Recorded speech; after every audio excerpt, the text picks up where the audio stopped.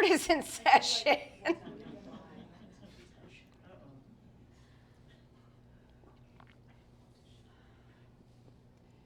All right, so it's really interesting the date of this workshop. So as Deneen knows, we were looking at different dates and different locations. It would not work. It would not work. We were trying to do earlier in the fall so it wasn't as cold and everything else, but it was like all things were just like this weekend, this Halloween weekend. And when I contacted this hotel, they said, that's the only weekend we can do it. Yeah. Wow. So it's really interesting, and it struck me because my personal story, my realization story happened over this time period. It started October 30th, and it finished on November 2nd. Yeah.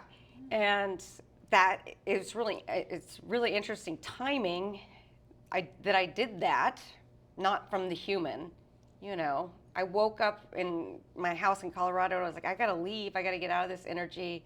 Something's about to happen. So I rented an Airbnb near Taos, New Mexico, and I went through this experience, but it was really a collective type of experience for me, not super personal. That's one of the things that happens when identity gets out of the way. You start realizing nothing that's happening to me is actually personal. And a friend of mine in India said, don't you remember, this is the time that Atlantis was like the final days, where everything sunk and everybody got where they were going, whether that was underground, whether that was drowning, sorry, or whether that was you were in some sort of boat, bubble, vehicle to survive it. Right, we all got where we were going over that 3-day period, and so many. It's kind of sad. It's going to make me cry. It's why I came back. So many people died. Millions. It was a super apocalypse. Millions and millions and millions of people died, and not everybody got where they were going to go. You know, near-Earth realms were created. Does that make sense to you guys? Yeah. Right? All the near-Earth realms and the various layers of them were created at that time, and the reincarnation cycle was created because it didn't work the way it has since the fall of Atlantis. You would come to Earth and then you pop back out and you go back home or to your angelic family, you know. But once that imploded, we had to shut off the passageways in all of creation. And that created the reincarnation cycle where you could not get home until you completed your cycle of lifetimes. And then by that time, you don't even want to go home because those people are weird and you have no idea who they are anymore. But there was a lot of souls that were kind of trapped and lost. And that's why we have in all the different cultures, Halloween, All Souls Day, you know, living in Mexico and in Taos, New Mexico, my house is decorated right now with the Day of the Dead, where you honor those who were lost. So those traditions come from this fall in Atlantis. So we ended up on those dates. And I'm like, oh gosh, is this the whole workshop theme? I thought we were doing the Singular Communications Network. But they are related, right?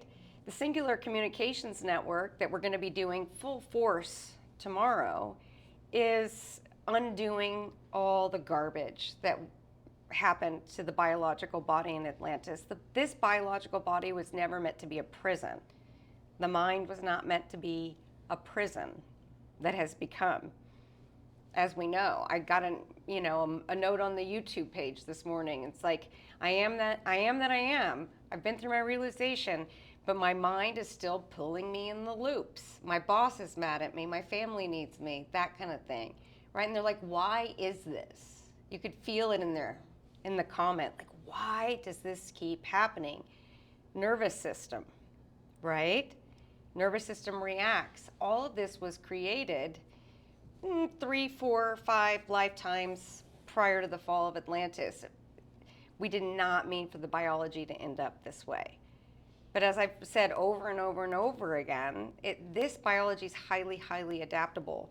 There are so many different passageways that were put in by you all, right? I told my own personal story of the lifetime where I was the geneticist, and they were telling me to program hierarchy into the DNA.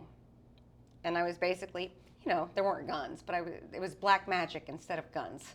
I was held at gunpoint, like, you have to program hierarchy into the DNA of this biology so people obey authority. Well, I left an out, right? And when I look at each and every one of you, I don't see your human lifetimes when I love when you guys tell me your human stories that repeat, because I'm just watching you going, yeah, okay. Says the high priestess from the the temple down the street. You're worried about what? Like you forgot your magic. And part of it, it's so much. And if you go beyond the duality of it all, part of it is guilt and karma that you came back and experienced yourself in the biology. But to me, karma and dharma are the same thing.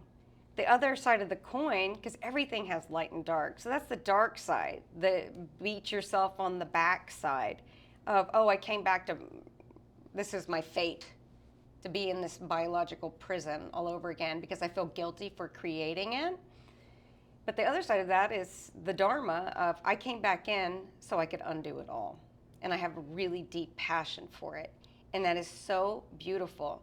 But a lot of you guys, and if you're watching at home, a lot of you guys focus so much on the other part, right? So much on the other part. I can't believe this happened. I can't, and it's those parts and pieces that got trapped at the fall. I mean, if you survived the flood, your punishment was watching everybody else drown. If you drowned, you were drowning, So if we can do anything today, I'd love to flip that coin over, but we have to acknowledge the dark part, right? So I think that's where we get tripped up. We're wired for duality. This body, when we came into it, it's wired for duality. Good, bad, right, wrong. This fits my identity. This doesn't, right? This causes a nervous system reaction that's actually that you probably programmed in Atlantis. Like the going beyond the know in Nost, right? Nost feels very scary to the nervous system when you first start having that knowingness. I know that I know. That information comes in and your body says foreign information. Foreign information. If anybody has met God consciousness and crap their pants or not in a fight or flight response, which is what happened to me over that period. I mean, my body literally had a reaction like I was being chased by a lion in the Serengeti. What does your body do so you can run faster? St. G had a story channeled through Jeffrey Hoppe on a radio show. It got buried somewhere. It's not on their website or anything else, but I remember listening to the interview, and St. G talked about when all of this was going on, these are his direct words, I was pissing and shitting myself in the forest, right next to where we were in Germany. Literally down the street. Right? But if I tell this story, what's happening to your nervous system?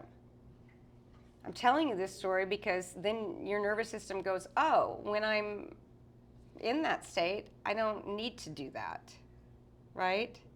Now we know. Now we know how it works.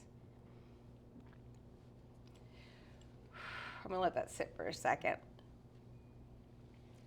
But what I see with a lot of people, and not just us, but like on steroids, I've been doing a lot of research in all these different Facebook groups, Galactic Federation, Ascension Symptoms Support Group, Ascended Master Teachings. I've been going into all of them. It's just a constant denial of the shadow side, right? You cannot beat the shadow side out. Like that toxic positivity, I'm really going to do it this time. The human says, I'm really going to get my shit together, right? That's in complete denial of the guilt and shame. But if you can embrace the guilt and shame and see it for something that is beautiful, right? Without guilt and shame, what would we be?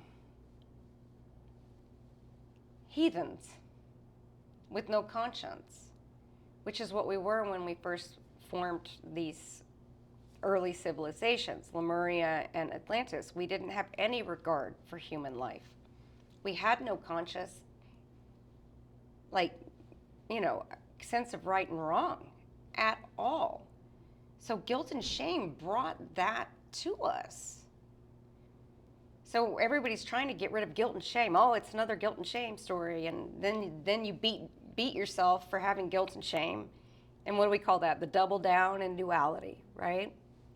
But the disciplined curiosity, if you follow that guilt and shame, and you spiral with it, you see, and you trace it back to where it came from, you see that it's also what made us human.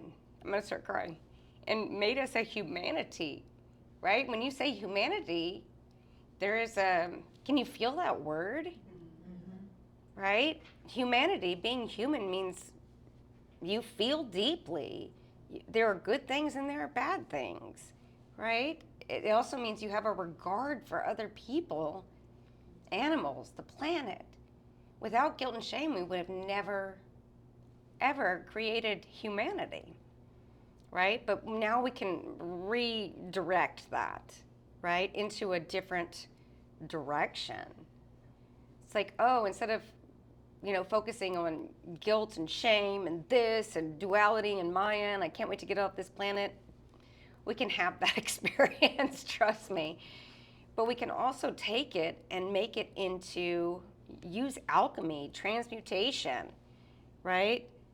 Transmigration of awareness into, oh, that's a piece of the love. Guilt and shame are part of love, right? Because love contains all. It's bringing energy and consciousness together. There's nothing that's not that. You can't put guilt and shame in a cage and go about life. You have to feel it. You have to understand it. You have to follow the trail, right? I'm a huge fan of feeling your feelings. And I don't know that everybody knows what I mean when I say that. Most of you sitting here do because you've been here a while, but people watching at home may not understand. So when a feeling pops up, to me, the more troubling it is, the more bizarre it is, the more painful it feels to this standardized biological form, the more information it has, right? So you put on your big girl pants, right? You open to all like a big red ball, as Katumi would say, and you can follow it and see the beauty in it, the sensuality in it. And when you do that, you let guilt and shame out of the cage, and it stops directing your life and every move you make. Every single move you make. If your guilt and shame are in a cage, you keep into those deep grooves of your stories, unworthiness, all of that. So it's people often, it's an Atlantean program that we're going to rewire right here, right now. For yourself first, but really there's really no such thing as the individual. I'll talk more about that tomorrow. You have subjectivity and individuality. This is not a we are all one kumbaya thing, right? But this human individuality, the human becomes humanity, right? But when you embrace these things and you follow them and you feel the feeling, you get down to the subatomic particle in you. And we're not trying to get rid of it. Do you see what I'm saying? Only the Atlantean design mind says we have to get rid of guilt and shame. We have to get rid of unworthiness. That's what got us into this problem in Atlantis in the first place. We have to do this. We have to do that. And it's like, no, you actually do not. Embrace the guilt, embrace the shame, and that's how, and it's not like, oh, I'm loving it and all the mind garbly-gook, right? It's something that happens from the neck down.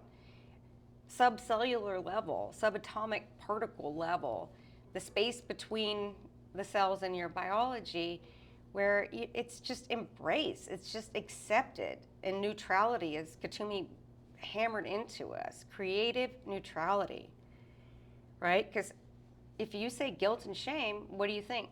Wrong and bad. What does that do? If you label guilt and shame wrong and bad, if you label unworthiness wrong and bad, what does that do? It takes it and puts it in that prison cell, and then it directs your whole life and lifetimes over and over and over again. But if you let it out of the cage and see it as a neutral thing that made us who we are as humans, what does that do? Right? So the light body, to me, and that's why I started I like the color black. And, most people who come from the lineage of Moria and I and what got me here, they won't wear any color besides white. And I just said, you know what? I'm going to start just wearing the black that I like every day, because you have to embrace this darkness. The light body is not about putting guilt and shame and unworthiness in a prison cell. In fact, you could have a whole maximum security prison, and each cell in the prison, here's guilt, here's shame, here's unworthiness, here's duality, here's karma, all the stuff that's labeled wrong and bad. Let it all out of the prison inside of you, right? St. G's always coming at it from the mind. I come at it from here down. This doesn't. Well, he can get all cerebral tomorrow. But today, it's if you let that stuff out of think about the prison doors opening inside of you, what does that do? What does that do? The repeating stories are, to me, in my 11 years of research in this lifetime, are the hardest thing to understand as someone whose brain doesn't work that way. The repeating stories, right? How do we get this? I'm going somewhere with this. How do we get out of those repeating stories? They slip out. They're not true, right? They're not true. And when you're saying them out loud, I can see the back end of it going, really? Right? I know I could look at each and every one of you, point at you and say, here's your repeating story, right? Well, not all of you, because I don't know all of you as well, but that repeating story is the same thing as the guilt and shame. You're trying to push it away, right? But that story is leading you somewhere, just like we followed the guilt and the shame to the point where we go, oh, that's what made us human. That's what created a value for human life. That's what created a sense of justice and right and wrong. That's how we got Yeshua, to remind us of that. That's really what he was trying to show everybody, that non-dual justice, the flipping over the money changing table, right? He's not saying you're wrong and bad. He's saying you got it wrong because you're in duality, but I'm going to show you the duality. It's so hard for the Atlantean design mind to get it, right? But once this happens, the repeating stories start to naturally disappear. And that feels real empty for a while. And then you panic and you go grab a story to fill the empty space, right? Because how many stories you got? How many lifetimes have you had? How many stories per lifetime? So when you start to hit this empty point, it's terrifying. To go to that 0 point where you realize, oh my God, these stories are ridiculous. This has nothing to do with me. I've been acting out of play, just like Yeshua. That's one of the experiences you will have in this light body experience, is you realize you've just been acting out of play, just like Yeshua. Guess who created Yeshua? You all. We created a savior to come save us, but it was just a composite consciousness of all of you. We were a lot smarter in some ways back then. I wake up some mornings and I'm like, how did I get this so deep into matter? This is bizarre. It is tripped out. how did I descend my consciousness into this? How deep are we in here? That's why all those other groups are trying to ascend. They're panicking. It's pure panic. Oh my God, how did my consciousness descend this far? Let me climb out of it. I'm ascending, I'm ascending, I'm ascending. Ascension activation, new portal, you know? But if you see where it's coming from, they're drowning and just trying to find a life raft. Anything. Something, anything. Here's another story. Here's another activation. Here's another channel, right? So if you can find the glimpse, I can't do it for you, and you can't time it, and there's no person you can pay, no course you can take to get there. What I can tell you is there will be an opening for each and every one of you if there hasn't been already, but it's not something that has an end point. You open this door, 3 more open. From that door, 6 open. From that door, guess what that is? That's the mustard seed and how it grows, right? The mustard seed sprouts and it has one single branch, one single little sprout coming out. Then that branches off, and then that branches off, and then it branches off again until it takes over your whole yard and you can't stop it because that's how it grows. The mustard seed grows like that. So there's these points that come in and it's totally empty. You go, oh, it's a split second, nanosecond. It's empty. And if you take that door, instead of going back to your story, the mustard seed, the Christ consciousness will bloom inside of you and spread all over earth. And if 5 people do that, and then 5 people do that, and we're done, and I can go home. I'm not so much in a hurry these days. I do have my moments of standing on the elevator, looking in the mirror at a human form and going, oh my God. With all its aches and pains and antibiotics, which I'm taking right now. But whenever I say light body, whenever I start trying to put anything out, there's still this Atlantean idea of creating a perfect human. Oh my God, you must not be in your light body if you're having to take antibiotics right now. It's a lot of and. It's a lot of and. If you cut Yeshua, he would bleed. He used to tell people, he would tell his mom, he would tell the people around him, like, I'm human too. I have pain too. Why can't you understand that? Right? Because he wanted to just show people that this is humanity and divinity coexisting together. Right? But they were still looking for someone to be a perfect human, which is what we were trying to create with the standardization of this human body. For heaven's sake, you know? So just like the mustard seed spreads and grows when you choose to walk through those empty, empty doors, and you don't lock your story and your guilt and shame in a closet. It comes with you. Yeshua felt everything. He felt every piece of guilt and shame. And he also saw the beauty in it. I just remember watching him. He felt guilt and shame. And he chose God and knowingness over it all. Do you think he wasn't feeling guilt and shame being hung on a cross? For heaven's sake. I'm talking to the Atlantean design mind. The Atlantean design mind is still looking for the perfect human. But they don't even know what the definition is.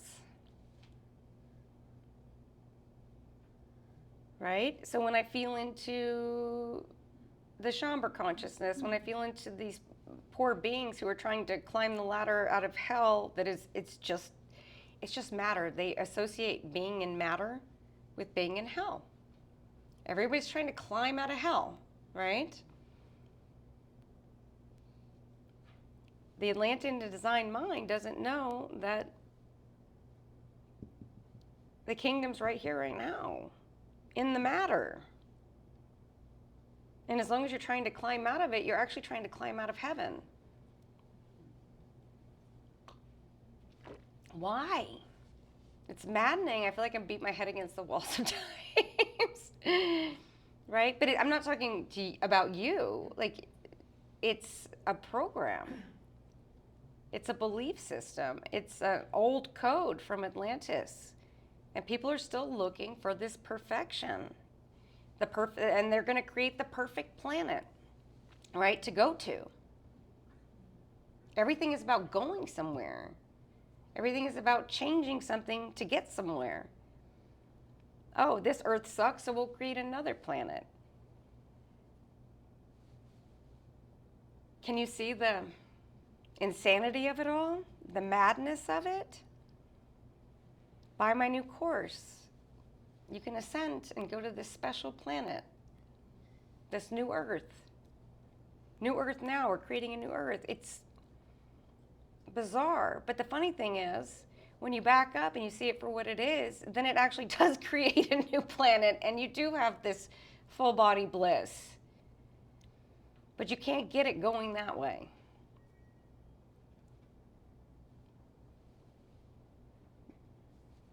Saint G would always say, you're trying to go, it's here, it's not over there.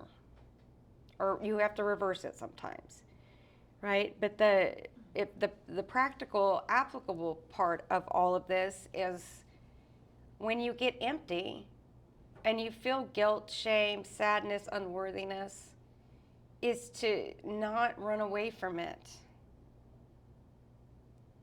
Like, absolutely do not lock it in the prison. Because that's what creates these fractured fractals. Your mind fractures, and each of the fractures in the mind are the aspects you create in your language. Right?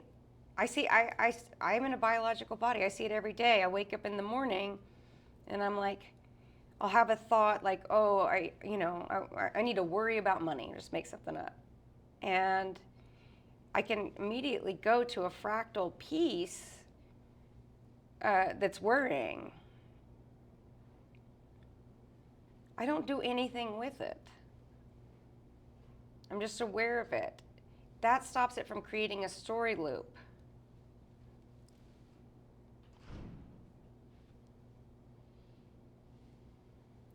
Right? So, I mean, everybody here is aware of their awareness and aware of super aware, but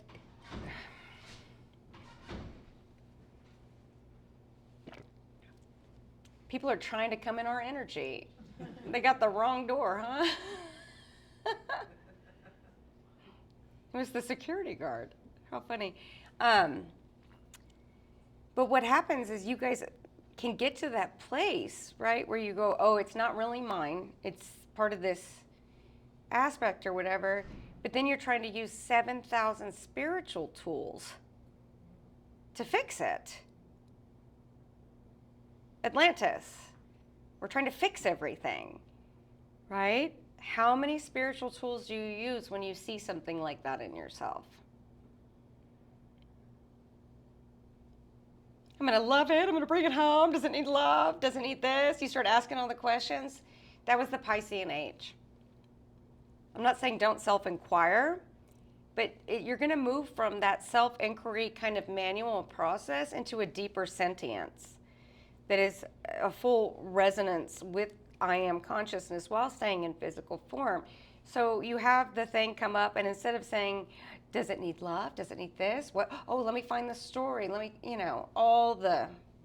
which we needed, because in the Piscean Age energy, you had to do that. So don't beat yourself up. Don't make more guilt and shame. For heaven's sake, right? Don't make more guilt and shame out of this.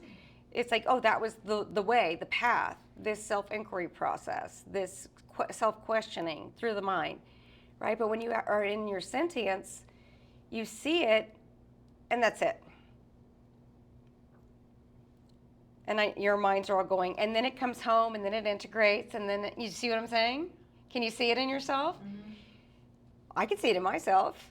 Because I lived, how many lifetimes did I have in the Piscean Age? Holy shit. Over 1,000, right? So it's all in there. But it's like, no, seriously, that's the way it works in the Aquarian Age. You see it, you don't do the list, and then you don't declare it, come home, and I succeeded, and I've really cleared that up this time. And do you see what I'm saying? You just see it.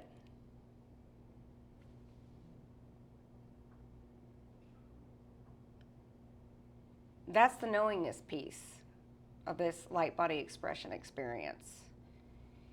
What's your mind doing now? It's saying, oh, because it comes home and it integrates, and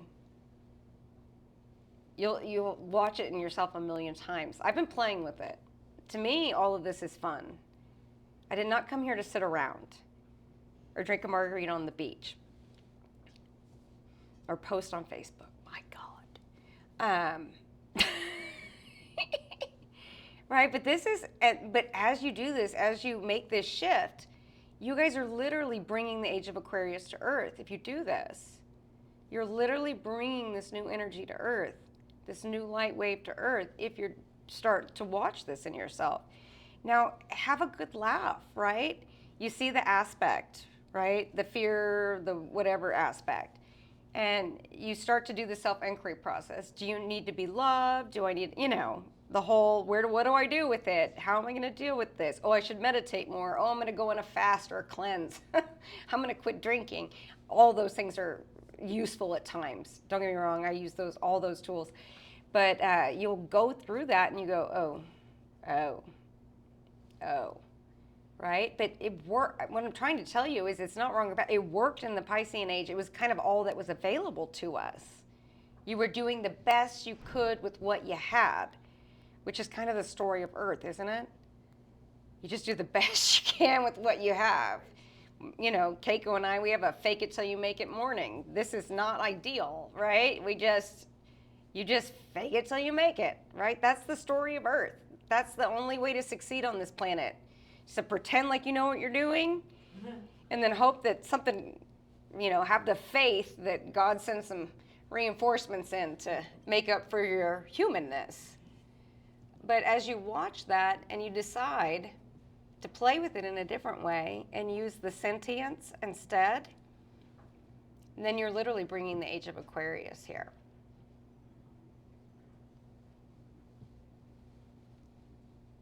So if you guys have questions, go ahead and ask them, and I'll repeat the question for the camera. Yeah. Because I could just go on and on and on, but I would like to see if it's sinking in.